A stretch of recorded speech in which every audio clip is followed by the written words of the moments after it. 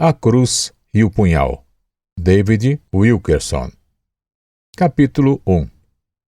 Toda essa estranha aventura teve início quando virei uma página da revista Life certa noite em meu escritório. À primeira vista, nada havia naquela página que me interessasse. Trazia um desenho a bico de pena de um julgamento que se realizava na cidade de Nova York, a 560 quilômetros de distância. Eu nunca fora a Nova York e não tinha vontade de ir, a não ser, talvez, para ver a Estátua da Liberdade. Estava virando a página, mas, enquanto o fazia, os olhos de um dos meninos do desenho chamaram a minha atenção. Era um dentre os 7 acusados de homicídio. O artista conseguira captar uma expressão de espanto, ódio e desespero que me fez voltar à página outra vez para olhar com mais cuidado. E enquanto olhava, comecei a chorar. "O que há comigo?" disse em voz alta, impacientemente, enxugando os olhos. Olhei para o desenho novamente. Os rapazes eram todos adolescentes, membros de uma quadrilha chamada Dragões.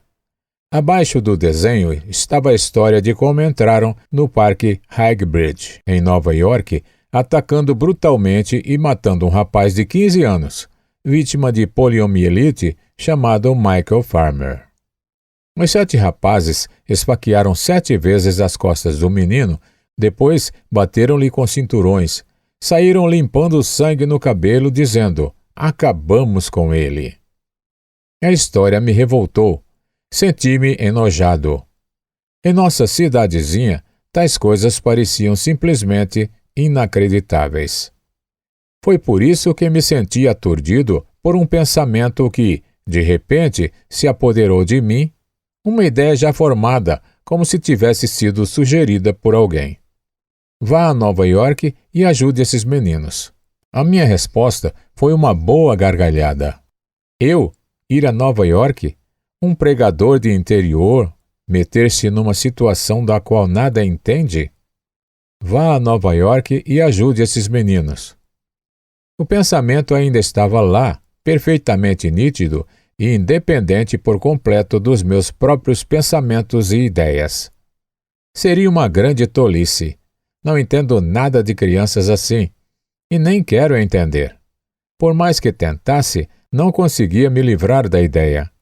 Precisava partir para Nova York e partir imediatamente antes que o julgamento terminasse. Para compreender bem como era absurda essa ideia para mim, é necessário saber que, até o momento em que virei aquela página, minha vida fora pacata. Pacata, mas satisfatória. A igrejinha a que eu servia, em Phillipsburg, no estado de Pensilvânia, crescera lenta, mas seguramente. Tínhamos um novo templo, uma nova casa pastoral e um orçamento missionário que aumentava constantemente. Esse crescimento era para mim motivo de grande satisfação, porque 4 anos antes, quando Gwen e eu chegáramos a Phillipsburg como candidatos ao púlpito, a igreja não tinha prédio próprio. A congregação de 50 membros se reunia numa casa particular, usando o andar superior como casa pastoral e o térreo como templo. Quando estavam nos mostrando a casa, lembro-me bem de que o salto do sapato de Gwen furou completamente o assoalho podre da casa pastoral. "É preciso fazer uma arrumaçãozinha em certas coisas", disse uma das senhoras da igreja. Era uma mulher gorda, de vestido estampado. Lembro-me de ter observado que suas mãos tinham rachaduras onde havia vestígios de terra, sinal de que ela trabalhava em uma fazenda. "Podem dar uma olhada sossegados." Assim, Gwen continuou sua visita de inspeção sozinha no 2º andar. Eu sabia muito bem, pela maneira que ela fechava as portas, que não estava de todo satisfeita. Mas o pior foi quando abriu uma gaveta na cozinha. Ouvi o seu grito e subi correndo. Uma porção de baratas nojentas corria desordenadamente. Gwen fechou a gaveta depressa. "Não posso, Davi, não posso", disse ela quase chorando. Sem esperar resposta, saiu correndo escada abaixo, fazendo um barulhão com os sapatos de salto alto.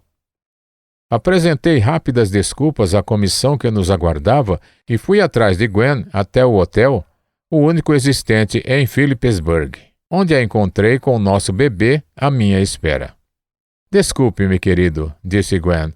São todos tão simpáticos, mas eu morro de medo de baratas. Mas as coisas não aconteceram bem assim. Não poderíamos partir antes do culto noturno, porque eu deveria pregar. Não me lembro de ter falado bem, mas alguma coisa pareceu cativar as 50 pessoas naquela pequena igreja. Alguns daqueles fazendeiros, de mãos calejadas pelo trabalho, tirando os lenços, enxugavam os olhos. Eu terminava o sermão e, mentalmente, já entrava no carro e atravessava as montanhas partindo de Philipsburg, quando, de repente, um senhor idoso levantou-se no meio da igreja e disse: Reverendo Wilkerson, o senhor quer ser o nosso pastor? Foi, sem dúvida, uma forma bastante estranha de apresentar o assunto, e pegou-nos de surpresa, especialmente a mim e a minha mulher. Os membros daquela pequena Assembleia de Deus estavam tentando escolher um pastor entre vários candidatos.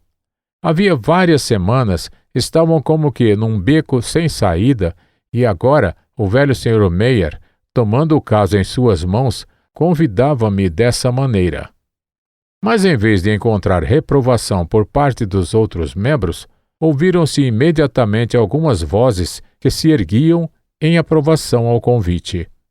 O senhor vá lá fora e converse com sua mulher, disse o Sr. Meyer.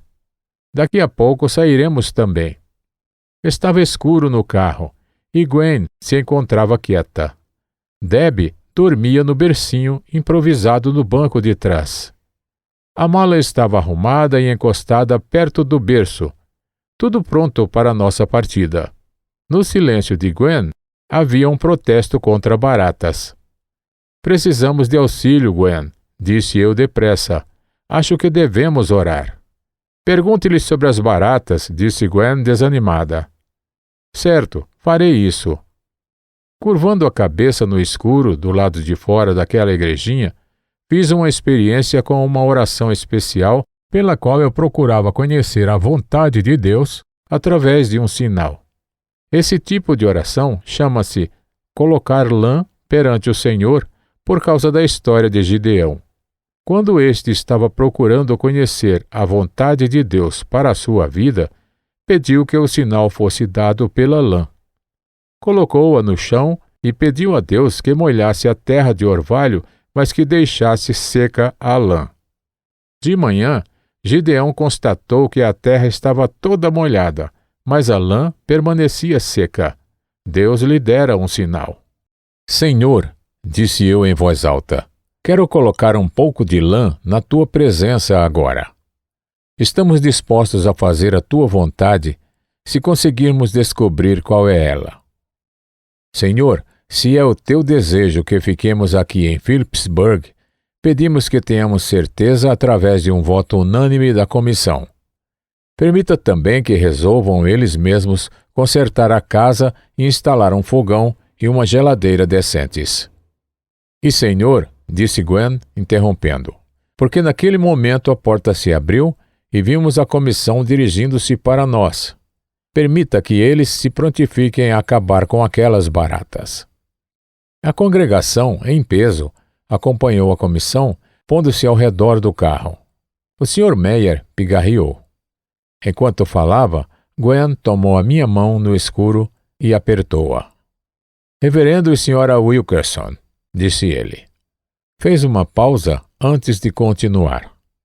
Irmão David, irmã Gwen, votamos todos e concordamos que o Senhor seja o nosso pastor, 100%. Se resolverem ficar, consertaremos a casa pastoral, colocaremos um fogão novo e outras coisas que precisarem.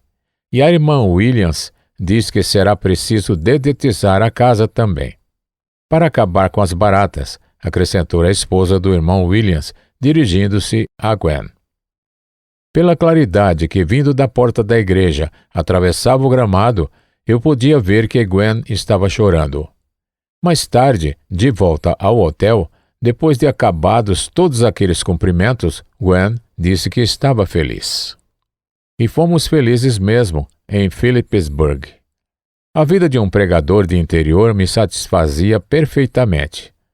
A maioria dos membros trabalhava nas fazendas ou nas minas de carvão. Eram honestos, tementes a Deus e generosos. Traziam seu dízimo em latarias, ovos, manteiga, leite e carne. Eram pessoas felizes, operosas, pessoas a quem era possível admirar e com as quais se poderia aprender muito. Depois de pouco mais de um ano, compramos um velho terreno que servira de campo de esportes nos limites da cidade. Lembro-me bem, no dia em que, de pé naquele terreno, pedi ao Senhor que nos ajudasse a construir uma igreja ali, e foi o que aconteceu. Construímos uma casa ao lado, e, enquanto Gwen foi a dona da casa, nenhum inseto teve chance de sobrevivência. Era uma casinha bonita, um bangalô, cor-de-rosa, de 5 cômodos, que de um lado tinha uma linda vista das montanhas e do outro lado a cruz branca da igreja. Trabalhamos bastante em Philipsburg e até certo ponto fomos bem-sucedidos. Antes de começar o ano de 1958, haviam 250 pessoas na igreja, incluindo Bonnie, nossa nova filhinha. Mas eu estava inquieto. Começava a sentir uma insatisfação espiritual e não me contentava com o crescimento da igreja ou com seu novo prédio, situado nos 202 metros quadrados de terreno no topo da colina. Da mesma forma, não me satisfazia com o crescente orçamento missionário nem com os bancos cada dia mais cheios. Lembro-me bem da noite em que reconheci esse descontentamento como alguém se lembra de um fato importante na vida. Foi no dia 9 de fevereiro de 1958. Naquela noite, resolvi vender meu aparelho de televisão. Era tarde, Gwen e as crianças estavam dormindo e eu assistia ao último programa. Fazia parte da história um número coreográfico no qual um grupo de coristas dançava com vestimenta escassa. Lembro-me de como de repente achei aquilo tudo tão torpe. Você está ficando velho, David, disse para mim mesmo. Mas, por mais que tentasse, não consegui me concentrar na história e na menina. Qual era mesmo? Cujo destino no palco era o suposto motivo de palpitante interesse para todos os espectadores.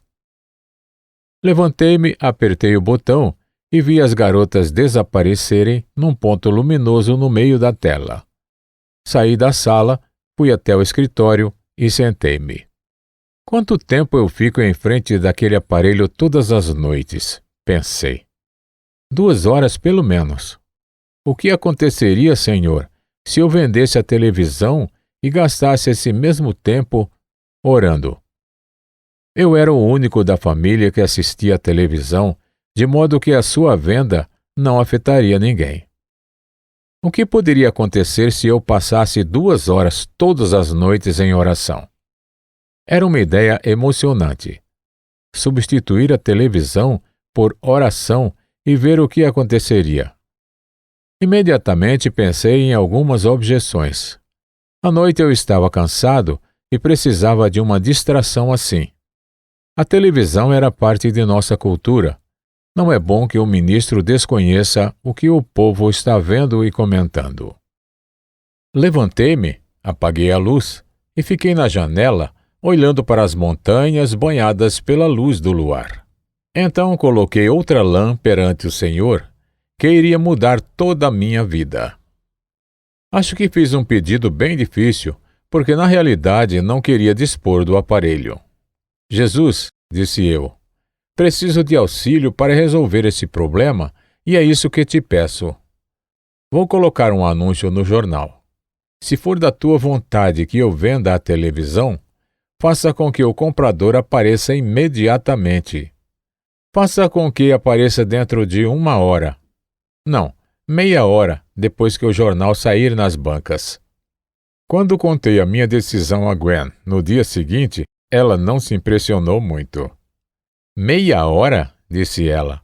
"Parece-me, David Wilkerson, que você não está com muita vontade de orar, não." Coloquei o anúncio no jornal. Foi engraçada a cena que se passou na nossa sala depois que o jornal saiu. Eu estava sentado no sofá com a televisão de um lado e as crianças e Gwen do outro. E eu com os olhos grudados num grande despertador que ficava ao lado do telefone. Passaram-se 29 minutos. "Bem," Gwen disse, "parece que você estava com a razão. Acho que não vai ser preciso." O telefone tocou. Apanhei-o devagar, olhando para Gwen. "Você tem um aparelho de televisão para vender?" perguntou uma voz masculina. "Certo.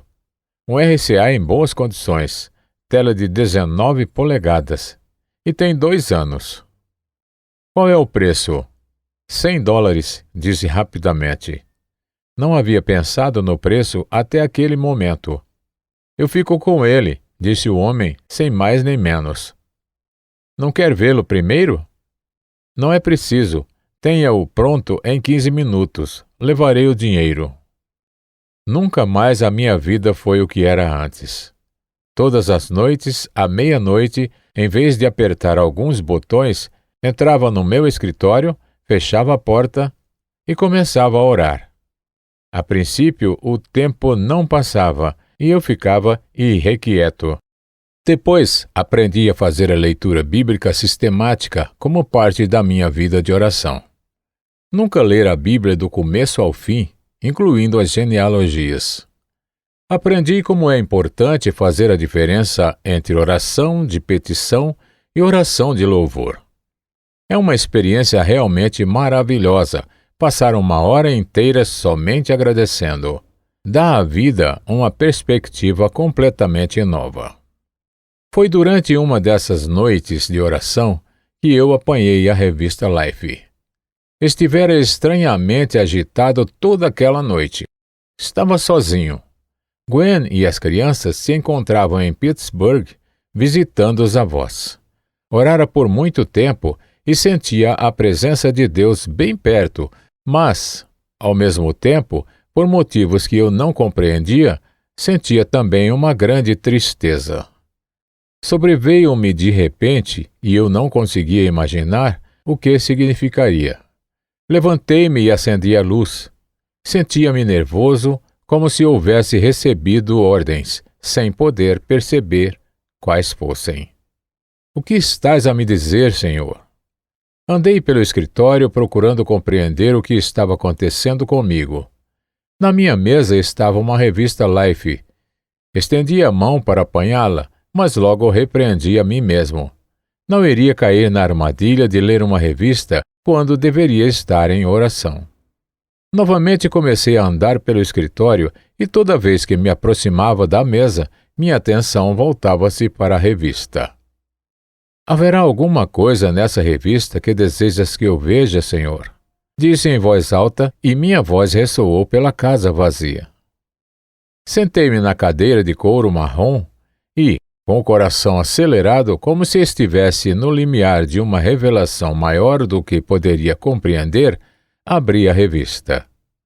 Segundos depois, estava olhando para um desenho, a bico de pena, de 7 meninos, e as lágrimas me escorriam pela face. O dia seguinte, quarta-feira, era um dia de reunião de oração na igreja. Resolvi contar à congregação acerca de minha experiência de oração todas as noites, de meia-noite às 2 e da estranha sugestão que me sobreviera por esse intermédio. Era uma noite fria de inverno, com neve a cair. Vieram poucas pessoas. Certamente os fazendeiros temiam ser apanhados na cidade por uma nevasca. Mesmo as 20 e poucas pessoas da cidade que chegaram, entravam isoladamente e procuravam os bancos que ficavam mais atrás. Mau sinal para o pregador, pois significa que ele tem uma congregação fria. Nem procurei pregar um sermão naquela noite. Quando me levantei, pedi a todos que se aproximassem. Então, disse-lhes: tenho algo que quero lhes mostrar. Abri a revista Life e levantei para que vissem. Olhem bem o rosto desses meninos, continuei. Depois contei-lhes como chorara, recebendo ordem específica de ir até Nova York e tentar ajudar aqueles meninos. Olhavam para mim indiferentemente. Não conseguia despertá-los e compreendia a reação deles. Qualquer um sentiria aversão por aqueles meninos e não simpatia. Eu mesmo não podia compreender a minha reação. Então aconteceu algo surpreendente. Disse à congregação que queria ir a Nova York, mas que não tinha dinheiro. A despeito do fato de haver tão poucos presentes, e apesar de não compreenderem o que eu estava querendo fazer, os membros da minha igreja vieram todos silenciosamente à frente, um a um, colocando a sua oferta sobre a mesa da comunhão. A oferta foi de $75, quase o suficiente para ir a Nova York de automóvel e voltar. Na quinta-feira, eu estava pronto. Telefonara para Gwen, explicando, sem ser bem-sucedido, o que estava querendo fazer. Você sente realmente que o Espírito Santo o está dirigindo? Perguntou Gwen. Sim, meu bem. Então não se esqueça de levar algumas meias de lã.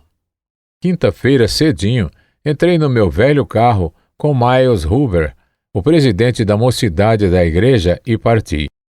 Ninguém veio se despedir. Outro sinal da completa falta de entusiasmo que acompanhava essa viagem. E essa falta não era apenas da parte dos outros. Sentia eu mesmo. Repetidamente perguntava a mim mesmo por que, afinal, estava partindo para Nova York levando uma página arrancada da revista Life.